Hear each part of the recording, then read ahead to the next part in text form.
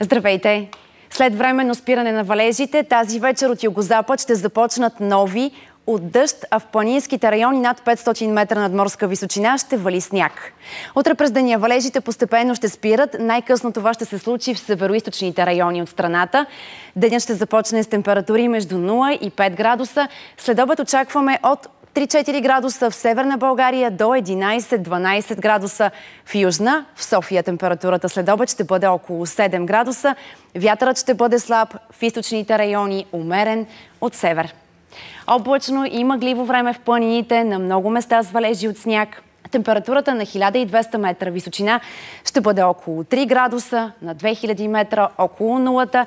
Вятърът в планината ще бъде умерен от север-североизток.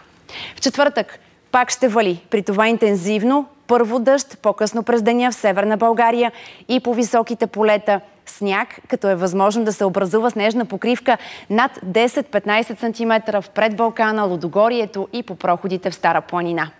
В петък валежите постепенно ще спират и през почивните дни облачността ще намалее, ще има много слънчеви часове и очакваме да се затопли.